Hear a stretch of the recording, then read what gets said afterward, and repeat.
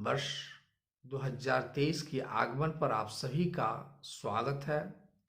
साथ में आपकी अपनी चैनल कुंडली क्या है में आप सभी का अभिनंदन। मित्रों,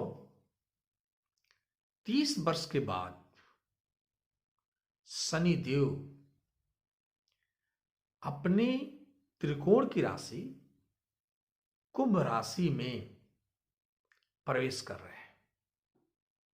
17 जनवरी को 10 बजे उत्तराषाढ़ नक्षत्र यानी वज्र योग का निर्माण करते हुए शनिदेव प्रवेश करेंगे अपने कुंभ राशि में। तो इस साल मकर राशि वालों का कैसा रहेगा यह साल? चूंकि हम पहले ही कह चुके हैं कि अगर आपके पास कुंडली है तो आप तो अपनी राशि जानते हैं।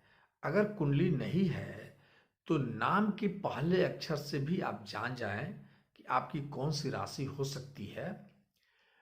मकर राशि वाले जो अति संवेदनशील होते हैं, जो अपने कार्यों को या अपने कार्य की प्रधानता न देकर दूसरों की समस्या को अपने ऊपर लेकर उस समस्या को अपना समझकर उनके लिए काम करने वाले अति भावुक लेकिन आलसी प्रवृत्ति के भी होते हैं। ऐसे मकर राशि वाले ऐसे लोग होते हैं जो अपने बलबूते पर आगे बढ़ने वाले होते हैं। पैतृक संपत्ति या पिता से प्राप्त होने वाली संपत्तियों से के उपभोग में इनको कम मिलता है। तो आइए मकर राशि वालों के लिए यह 2023 कैसा रहेगा, इसी पर हम लोग परिचर्चा करने जा रहे हैं। तो विषय पर आने से पहले मैं आप सबसे एक आग्रह करूंगा कि यदि आप मेरे इस चैनल को अभी तक सब्सक्राइब नहीं किए हैं तो कृपया सब्सक्राइब कर लें। मकर राशि के स्वामी शनि देव होते हैं। शनि देव जो कहा जाए तो कर्म फल के दाता और न्याय प्रदाता भी कहे गए हैं, क्योंकि काल पुरुष की कुंडली में इन्हें जो है वह 10वां और 11वें भाव के स्वामी ये हैं। तो जहां कहा जाए कि माने शनि देव की से प्रधानता रखने वाली मकर राशि वाले लोग जहां कर्म पर विश्वास करते हैं, वहीं यह धर्म के प्रति भी रुचि रखते हैं। 17 जनवरी को शनिदेव अपने कुंभ राशि में यानी त्रिकोण की राशि में प्रवेश कर जाएंगे 10 बजे। और 17 जनवरी को जैसे ही यह कुंभ राशि में प्रवेश करेंगे, मकर राशि वालों की यह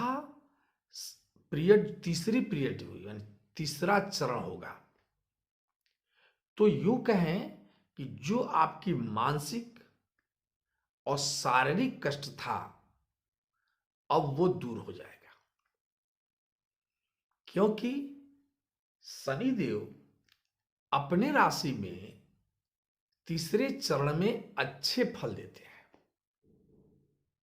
यानी शनि की सरसाती जो तीसरा चरण में आती है वो आपके शुभ फल देने वाली होगी, परेशान करने वाली नहीं होगी। तो शनि के सरसाती से तो आप पहले ये डर समाप्त कर लें, क्योंकि जो कष्ट आपके 5 साल आपने गुजारा है अपने शरीर पर, रीढ़ से संबंधित रोग से, कमर से संबंधित रोगों से, मानसिक परेशानियां, आर्थिक परेशानियां जो आपने फील किया है वो आपका दूर हो जाएगा। अब एक बात मैं कहूं कि आपके स्वास्थ्य तो अच्छे होंगे। देखिए, किसी भी राशि को जानने के लिए 3-4 ग्रहों को देखना जरूरी होता है। तो हम लोगों ने ये जाना कि 17 जनवरी शनिदेव अपने सरसाती की अंतिम चरण से में धीरे धीरे अपने काम आपके कार्यों को प्रगति देने वाले होंगे। रुके हुए कार्य आपके चालू हो जाएंगे। ये कहें कि नई आध्यात्मिक ऊर्जा लेकर के आने वाले हैं शनिदेव। ये तो है 22 अप्रैल से जो आपके कुंडली में गुरुदेव, जो गुरुदेव मतलब आपके मीन राशि में पराक्रम भाव में थे, वो 22 अप्रैल को आपके सुख भाव में आ जाएंगे। इसी तरह से साल के शुरू में ही शनि और शुक्र आपके लग्न में बैठे हैं, जबकि सूर्य और बुध आदित्य योग तो जरूर बन रहा है, लेकिन 12वें घर में पड़ रहा है। और साल के पीरियड को देखा जाए तो मंगल देव भी आपके पंचम भाव में बकरी होकर चल रहे हैं। साल की शुरुआत में जो कुंडली का विश्लेषण हम लोग करें तो केतु आपके कर्म स्थान में रहेंगे 22 अप्रैल से। यह आपके, और ये जो है अक्टूबर तक, सर 30 अक्टूबर तक ये आपके कर्म भाव में स्थापित है। तो अभी हम लोग जाने कि जैसे ही गुरुदेव 22 अप्रैल को आपके त्रिकोण माने तीसरे भाव से चौथे भाव में प्रवेश करेंगे, सुख भाव जिसको कहा गया माता का घर कहा गया है, वहीं पहले से राहु देव विराजमान है। गुरु चंडाल का योग बनता है। माता के स्वास्थ्य पर ध्यान देना होगा और पिता के स्वास्थ्य को भी ध्यान देना शुरू कर देना चाहिए आपको 22 अप्रैल के बाद, क्योंकि गुरु चंडाल योग आपके मानसिक पीड़ा देने वाला तो होगा ही, स्वास्थ्य संबंधित खर्चा को बढ़ा देने वाला होगा। इसी प्रकार से हम लोग ये जाने कि शनि देव के बारे में हम लोग बात कर रहे थे।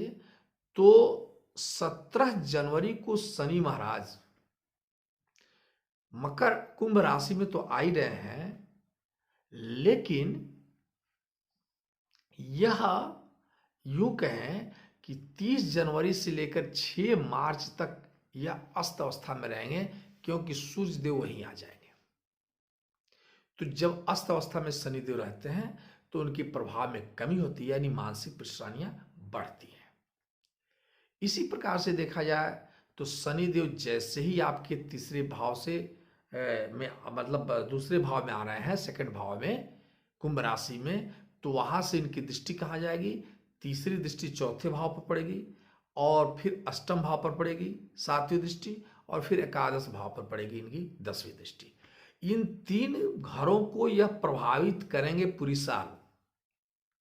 चतुर्थ भाव माता का भाव है, सुख का भाव है, वाहन का भाव है, तो वहीं अष्टम भाव आपके एक्सीडेंटल भाव होगा, तो वहीं जो है आपके एकादश भाव आय का भाव का होगा। तो वहीं बृहस्पति देव 22 अप्रैल को जब अपने मीन राशि से आपके मेष राशि में आएंगे, तो ये आपके अष्टम और दशम और द्वादश भाव की दृष्टि डालेंगे।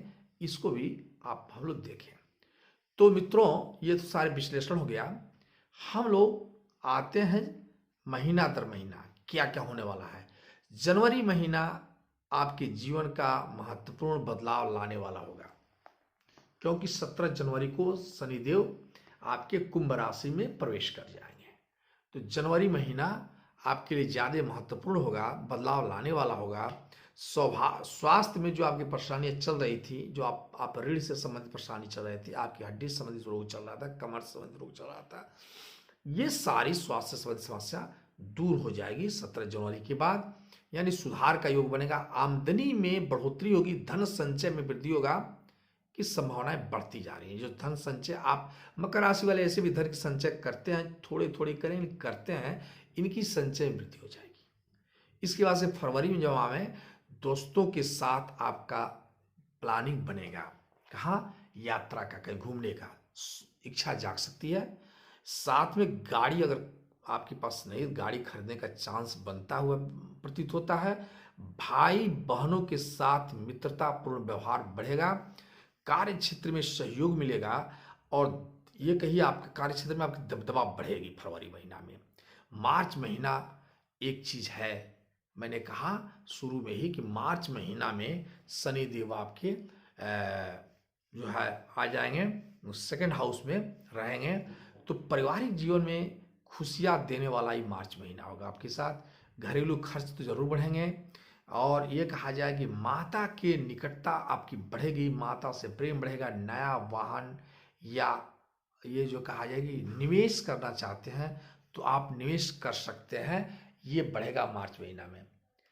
अप्रैल महीना जो होगा वो मिला जुला कर रहेगा, इसलिए 22 अप्रैल को बृहस्पति देव सप्तम भाव में चले आ रहे हैं। 22 अप्रैल को चतुर्थ भाव में आ जाएंगे मीन राशि से निकल कर। तो अप्रैल महीना घर में क्लेश, और वहीं राहु बैठे होंगे तो गुरु चंडाल का योग बनेगा, घर में क्लेश बढ़ेगा, माता पिता के स्वास्थ्य पर ध्यान रखना होगा, ये उतार चढ़ाव वाला है। ये कहा जा सकता है कि माता के स्वास्थ्य में कमी आने से आपका एक्सपेंस बढ़ेगा, संयम रखने की जरूरत है आपको। आपकी भी स्वास्थ्य में थोड़ी परेशानियां आती हुई प्रतीत होती है। आप किसी बड़ी बीमारी से बचने के लिए आपको व्यायाम वगैरह शुरू कर देना चाहिए, क्योंकि हृदय रोग से संबंधित, वक्षस्थल से संबंधित परेशानियां आपकी आ सकती हैं। हाँ, प्रेम संबंध अगर करते हैं तो इसमें सफलताएं मिलेंगी आपको।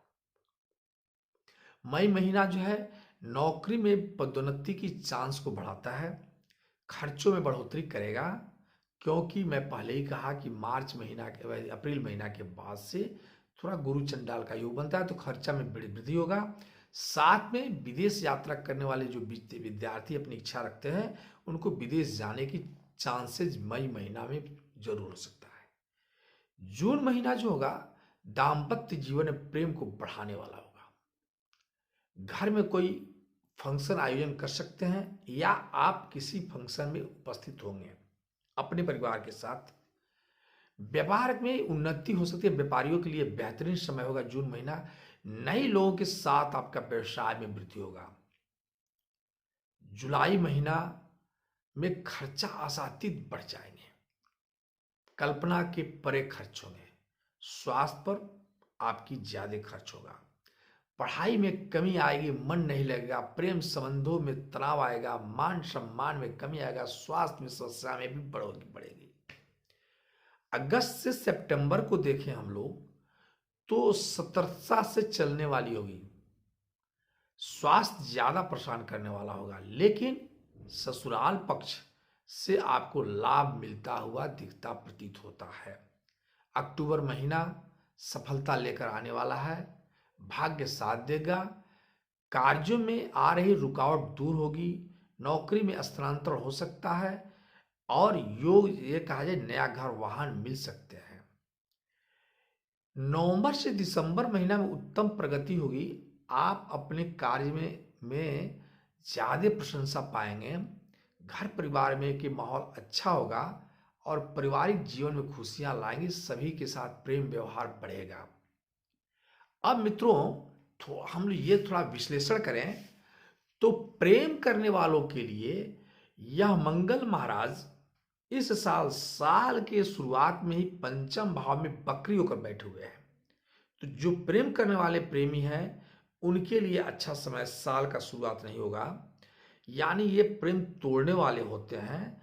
इसी प्रकार से कहा जाए कि आपको गुस्सा बढ़ेगा तो आप अपने गुस्से का शिकार बनेंगे, प्रियतम से नाराजगी आपकी बढ़ेगी और ये कहा जाए कि फरवरी से मई तक प्रेम करने वालों का समय अच्छा आएगा, तो यानी बढ़ेगा।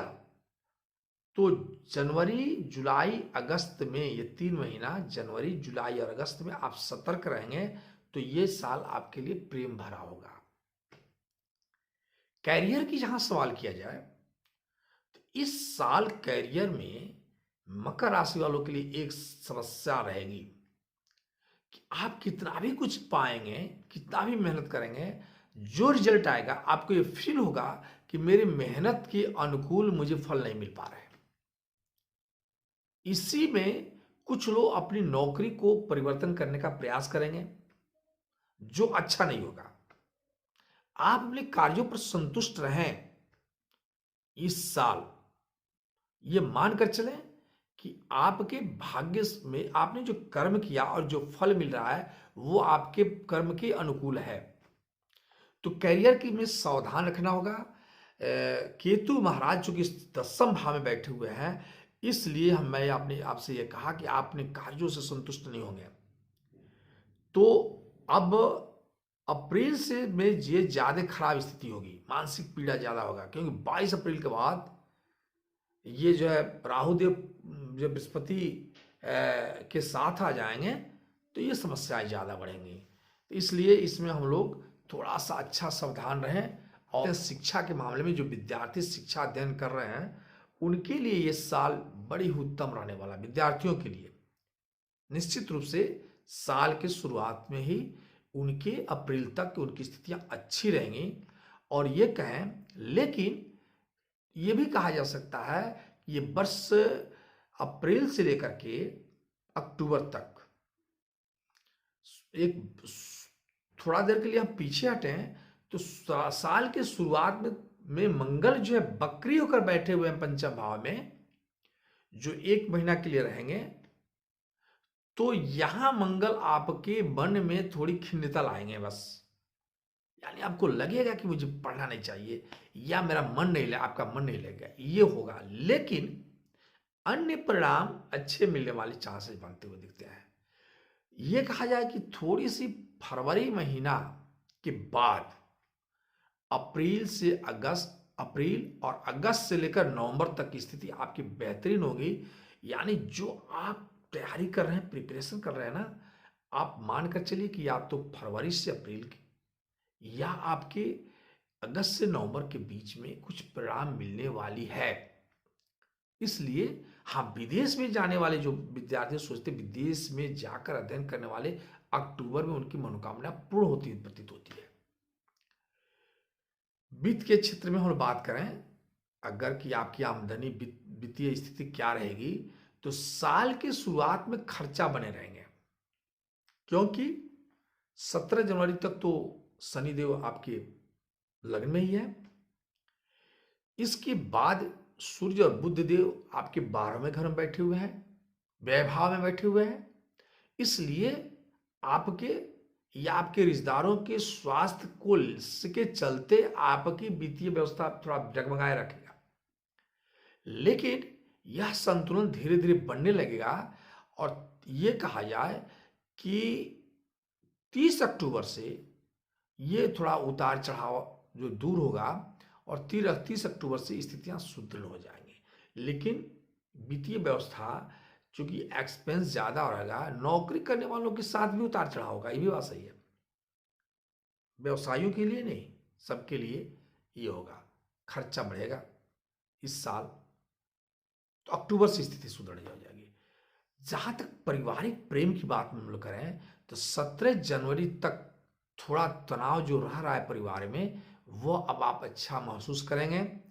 कुटुंबों के, लेकिन 17 जनवरी से आपके कुटुंब भाव में शनिदेव आ जाएंगे तो पड़ोसियों से थोड़ी तनाव बढ़ जाएगी, मतभेद होना शुरू हो जाएगा।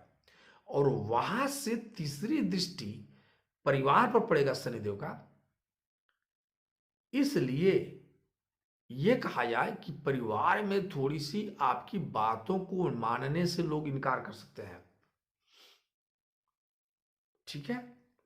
तो अब ये पारिवारिक स्थिति में कुटुंबों के साथ थोड़ा तनाव होगा। चौथे भाव में शनिदेव की दृष्टि और राहु की पहले से वहां उपस्थिति, और 22 अप्रैल को बृहस्पति देव का भी वहां आ जाना, ये तनाव भरा होगा।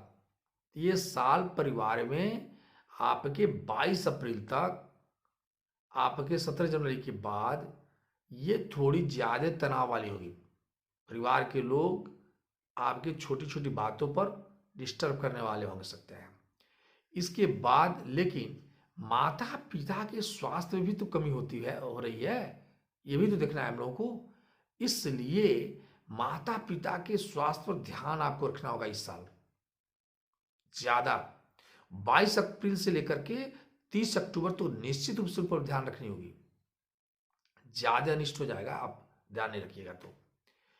इस प्रकार से हम लोग देखें, संतान भाव को देखें तो तो चूंकि साल के शुरुआत में मंगल पंचम भाव में बकरी होकर बैठे हैं, इसलिए संतान आपके जनवरी महीना में आपकी बातों को न मानने पर अड़ जाएगा। यानी संतान से थोड़ी सी मतविरोध हो सकता है। लेकिन ये बात सही है कि जैसे ही फरवरी महीना में प्रवेश करेंगे आप, तो फरवरी से लेकर धीरे धीरे आपके संतान आपकी बातों को मानने वाला होगा, प्रेमी होगा और आपकी उन्नति को प्राप्त करने वाला होगा। संतान संबंध, विवाहित जिनको लोग विवाह नहीं हो पा रहे हैं या विवाह नहीं हुए हैं, उनके लिए साल अनुकूल है। शनि और शुक्र की युति साल की शुरुआत में ही आपके सप्तम भाव पर दृष्टि पड़ रही है, इसलिए जिनकी शादी नहीं हुई है, साल की शुरुआत ही शादी से योग्य स्थिति बना रहा है। साथ में जिनके दाम्पत्य है, पति पत्नी, इनकी प्रेम आपस में प्रगाढ़ता रहेगा। इसमें कहीं आकर्षण का केंद्र होगा। 22 अप्रैल से लेकर के मैंने 30 अक्टूबर के बीच में बात कहा, ये जो है स्थिति सप्तम भाव पर जो दृष्टि पड़ रही है, तो इससे जो है थोड़ी सी ये कहा जाए कि गुरु चंडाल योग का जो सृजन हो रहा है, तो दाम्पत्य जीवन में थोड़ा सा खटास होगा, थोड़ा मत विरोध हो सकता है। ये 22 अप्रैल से जो है 30 अक्टूबर तक की स्थितियां हो सकती हैं। इस बीच में मैं कहूँगी 10 मई से मंगल सप्तम में सप्तम भाव में रहेंगे 10 मई से, इसलिए पत्नी से या पति से पत्नी से लड़ाई की संभावनाएं बढ़ जाती हैं। और इस प्रकार से एक तरह से कहा जाए कि 10 जून तक रहेंगे। 10 मई से 10 जून तक मंगल जो है सप्तम भाव में रह करके लड़ाई को बढ़ाने वाले होंगे। 1 जुलाई से सिंह राशि प्रवेश कर जाएंगे, तो इसमें भी थोड़ी सी परेशानियां रहेंगी। पत्नी के साथ व्यवहार या पति पत्नी के बीच में व्यवहार में थोड़ा सा खटास रहेगा। 18 अगस्त से ससुराल पक्ष से भी थोड़ा विभेद होता हुआ दिखता प्रतीत होता है, कहा सुनी हो सकती है। लेकिन इसके बाद अक्टूबर से आपकी स्थिति सुदृढ़ हो जाएगी। व्यापार की बात करें, इस साल व्यापारियों के लिए, मकर राशि के जो व्यापारी हैं, इनके लिए अच्छी स्थिति है, उत्तम साल होगा। मई जुलाई में थोड़ी सी समस्या उत्पन्न हो रही है जरूर, लेकिन उसके बाद से आपकी स्थिति अच्छी रहेगी। ये बात सही है कि उन्नति जो है अक्टूबर नवंबर में ज्यादा होगा। धन लाभ की बात किया जाए तो धन लाभ उतार चढ़ाव होता हुआ दिखता प्रतीत होता है, क्योंकि साल के शुरुआत में 17 जनवरी के बाद आपकी स्थिति सुदृढ़ हो रही है। लेकिन जनवरी में सूर्य बुध 12वें भाव में बैठे हैं, इसलिए आपकी आमदनी तो होगी, स्वास्थ्य संबंधित रोग पर खर्चा होगा, स्वास्थ्य संबंधित बीमारियों में खर्च ज़्यादा बढ़ेगा। धार्मिक कार्यों में भी खर्चा बढ़ाएंगे, इसलिए आपके खर्च बढ़ेंगे।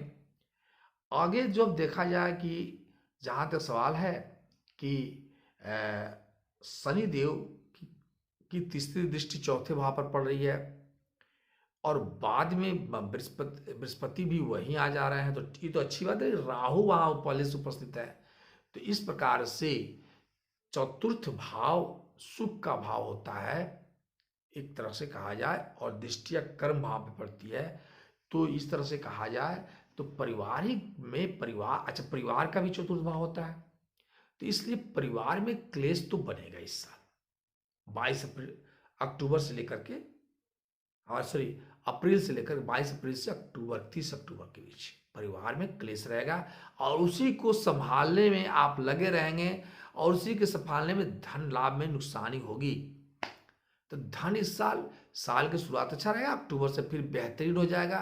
तो यानी 30 अक्टूबर के बाद का साल आपके लिए बेहतरीन रहेगा। स्वास्थ्य संबंधी खर्चा भी हो सकता है। फरवरी, मार्च, अप्रैल और नवंबर में आपके धन लाभ होता हुआ दिखता प्रतीत होता है।